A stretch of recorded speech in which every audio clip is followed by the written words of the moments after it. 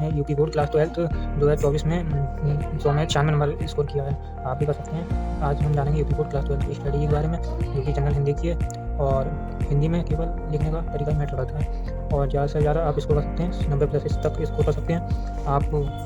बाकी सब्जेक्ट में तो जैसे मैथ है, फिजिक्स केमिस्ट्री मैथ यानी कि PCM होता है, उसमें आप का समझने का रोल ज़्यादा है और लिखने का रोल कम है। इसमें आप लिखने का तरीका ज़्यादा मैटर नहीं करता, इसमें लिखने का तरीका ही सबसे ज़्यादा मैटर करता है, हिंदी और इंग्लिश में।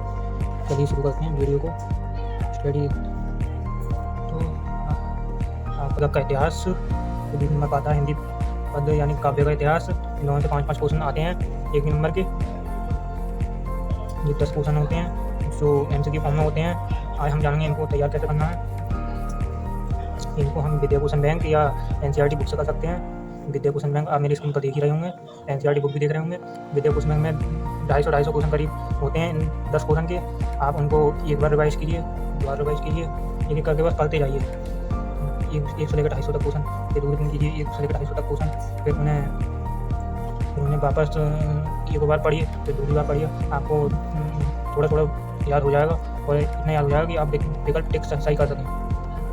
आपको और विषय की भी तैयारी करनी है वह तो PCM, फिजिक्स केमिस्ट्री बायोलॉजी या मैथ, उनकी भी तैयारी करते रहिए। और ये 10 क्वेश्चन का रिवीजन संडे को कीजिए, एक एक करके 1 से लेकर 250 क्वेश्चन एक बार में, 250 क्वेश्चन एक बार में। तो उससे के अगले संडे 250 क्वेश्चन आपको इनके लिए केवल 1 घंटे का टाइम देना, और आप देखेंगे कुछ समय बाद ये खुद ब खुद याद हो जाएंगे। वैसे हम इन्हें इग्नोर कर देते हैं, लेकिन एग्जामिनर क्योंकि शुरू की क्वेश्चन होते हैं पहले और दूसरे, इन पर एग्जामिनर की नज़र सबसे ज़्यादा जाती है और इन पर प्रेशर अलग पड़ता है एग्जामिनर। इनमें ज़्यादातर रचना एक बार पढ़िए, फिर दूसरी बार पढ़िए, आपको थोड़ा थोड़ा याद हो जाएगा और इतना याद हो जाएगा कि आप विकल्प टिक सही कर सकें। आपको और विषय की भी तैयारी करनी है वह तो PCM, फिजिक्स केमिस्ट्री बायोलॉजी या मैथ, उनकी भी तैयारी करते रहिए। और ये 10 क्वेश्चन का रिवीजन संडे को कीजिए, एक एक करके 1 से लेकर 250 क्वेश्चन एक बार में, 250 क्वेश्चन एक बार में। तो उससे के अगले संडे 250 क्वेश्चन आपको इनके लिए केवल 1 घंटे का टाइम देना, और आप देखेंगे कुछ समय बाद ये खुद ब खुद याद हो जाएंगे। वैसे हम इन्हें इग्नोर कर देते हैं, लेकिन एक क्वेश्चन होते हैं पहले और दूसरे, इन पर एग्जाम में नज़र सबसे ज़्यादा जाती है और इन पर प्रेशर अलग पड़ता है एग्जाम में। इनमें ज़्यादातर रचना या लेखक के बारे में पूछे जाते हैं, लेकिन आप सबसे पहले अपने पाठ्यक्रम यानी कि अपने बुक में जो राइटर दिए हैं, लेखक दिए हैं, उनकी रचना याद कीजिए, उनसे क्वेश्चन बनने की संभावना ज़्यादा रहती है। मैंने खुद ऐसा किया और मेरे 10 में से इसमें 9 क्वेश्चन सही थे। मैं समझता है कि आपने इस पर बहुत मेहनत की है। वही मेन रचना होती हैं और लेखक के बारे में आपको अच्छी जानकारी है, ये भी लगेगा जानने को। चलिए हम तीसरे क्वेश्चन पर आते हैं कि ये हिंदी गद्य में निर्धारित गद्यांशों पर आधारित प्रश्न यानी कि व्याख्या। 10 नंबर की व्याख्या आती है गद्य की और 10 नंबर की व्याख्या आती है पद्य की। और इसमें 5 प्रश्न पूछे जाते हैं और इसमें ही 5 प्रश्न पूछे जाते हैं 2-2 नंबर के। और इसमें एक प्रश्न संदर्भ का, एक प्रश्न व्याख्या का और 3 प्रश्न अलग होते हैं। और 3 आज संदर्भ व्याख्या तो सब कर लेते हैं, लेकिन लास्ट में आते हैं 3 क्वेश्चन। आपको 3 ही क्वेश्चन की तैयारी सबसे ज़्यादा करनी है। संदर्भ में केवल पाठ का नाम और लेखक का नाम होता है, और व्याख्या में आप उसके शब्द और उसको पढ़ने कर सकते हैं। लेकिन वो 3 क्वेश्चन हैं जिसमें किसी में कोई रस पूछ लेता है या अलंकार पूछ लेता है और किसी शब्द का अर्थ पूछ लेता है, आपको उसकी तैयारी क्वेश्चन बैंक से कर सकते हैं। उस क्वेश्चन बैंक में लास्ट में 3-4 क्वेश्चन दिए गए होते हैं, आप उसे अच्छे से पढ़कर जाइए, आपकी बुक सही हो जाएंगे। आप 2-3 बार उन्हें पढ़िए और आपको खुद ही याद हो जाएंगे वे, और उन्हीं के चांस ज़्यादा होते हैं नंबर लाने के। एग्जाम उन्हीं क्वेश्चन को ज़्यादा देखता है, और तो सभी लिखते हैं वैसे, क्योंकि इनके बेटे हैं, इन्हें इग्नोर नहीं कर सकते। ये 30 नंबर की हैं, इन्हें ऐसे नहीं जाने देते। 20 नंबर काफ़ी होते हैं। 5 नंबर पर आते हैं लेखकों को जीवन परिचय एवं रचना है और कवि को जीवन परिचय एवं रचना है। दोनों 5 नंबर होते हैं और दोनों 10 नंबर के होते हैं मिला के। और लेखक जीवन परिचय और कवि का जीवन परिचय लिखने की स्टडी में वो लिखने की स्टडी अलग बता दूँगा। हिंदी में लिखने का रोल ही सबसे ज़्यादा है। हिंदी में राइटिंग मार्क्स ही सबसे ज़्यादा है, मतलब राइटिंग नहीं, जैसे लिखने का तरीका बहुत ज़्यादा इम्पोर्टेंट है। लिखने का तरीका इसलिए इम्पोर्टेंट है कि 5 नंबर के हैं और 20 नंबर की व्याख्या दोनों इन पर मतलब नंबर कटने की संभावना ज़्यादा रहती है। थोड़ी बार सब्जेक्ट है ना, इसलिए जीवन परिचय दे सकते हैं आप लेखक और कवि। लेखक में बाबू देव अग्रवाल और डॉक्टर हरिहर प्रसाद द्विवेदी और हरिशंकर प्रसाद, ये दोनों ऊपर वाली ज़्यादा इंपॉर्टेंट है। ये तीसरा भी इंपॉर्टेंट है। तो कवि में दे सकते हैं मैथिली मिश्र, जयशंकर प्रसाद और नारायण पंत, ये 3 इंपॉर्टेंट है कवियों में, कि इसमें चैप्टर ज़्यादा है, इसमें कम है। इसमें आप 2 कर सकते हैं, इसमें 3 है, तो ये 2000 बेटर रहेगा। जीवन परिचय आपको कम से कम 2 पेपर का लिखना है। बहुत से बच्चे पूछते हैं कि पेपर लिखना है, 2 पेपर लिखना है कम से कम। इसमें जीवन परिचय चाहे आप थोड़ा लिख जाइए, लेकिन रचनाएं सबकी ज़्यादा लिखी। रचना का ज़्यादा पता है एग्जाम पर, जीवन परिचय सब लिखते हैं, रचना को ज़्यादा पता है, इसको एग्जाम में समझता है, इसको रचनाएं पूरी याद है और रचना का सबसे ज़्यादा इफेक्ट है।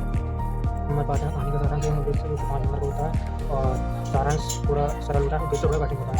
मेरा मानना ये है कि आप सारांश याद कीजिए, उद्देश्य पूरा टफ होता है। और सारांश मतलब पैसेज में लिखिए, कम से कम एक जैसा पकड़ने का। और 7 नंबर 12 खंडकाव्य की काव्य कथा वस्तु एवं चरित्र चित्रण कथा वस्तु थोड़ी बड़ी होती है। चरित्र चित्रण आप अपनी क्या करते हैं, चरित्र चित्रण आप चरित्र चित्रण में चाहिए, चरित्र चित्रण हेडिंग वाइज कीजिए और उसमें थोड़ी एक आध कहावत या वो डाल सकते हैं आप। और ये खंडकाव्य सबकी जिले का अलग होता है, आप अपने जिले के अनुसार कर सकते हैं। चरित्र चित्रण हेडिंग में लिखिए, उसके नंबर भी आपको बड़ी मिलेंगे, दोनों मिलकर 10 नंबर होते हैं। इन कई बेटे एग्जाम में काफ़ी है।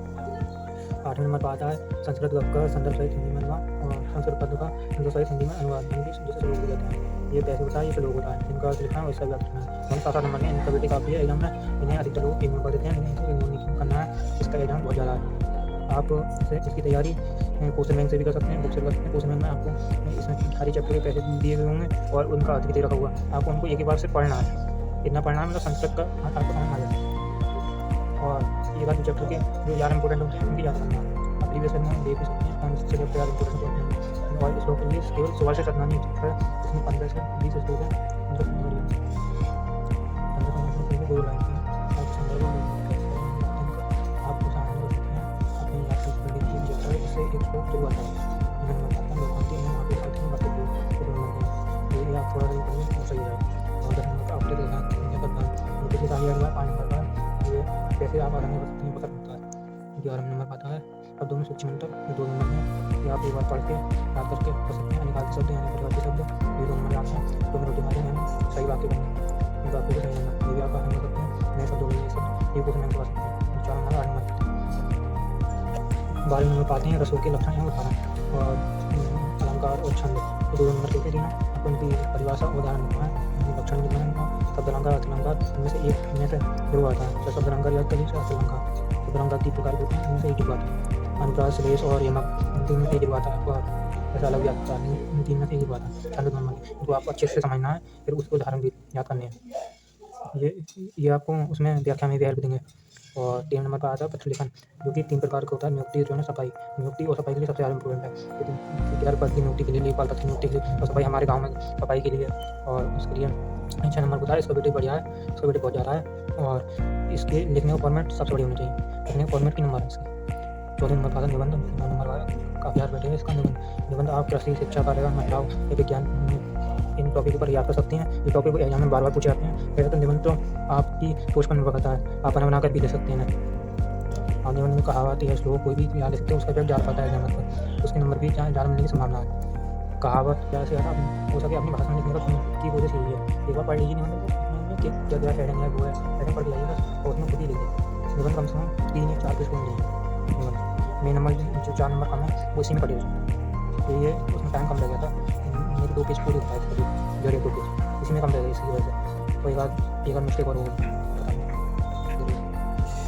फीचर इंपॉर्टेंट क्वेश्चन है, इसको जानने के लिए आप आखिर का मॉडल पेपर ले सकते हैं, जिसमें सब प्रीवियस ईयर केस आता है पेपर, वो उसमें दे रखा होता है।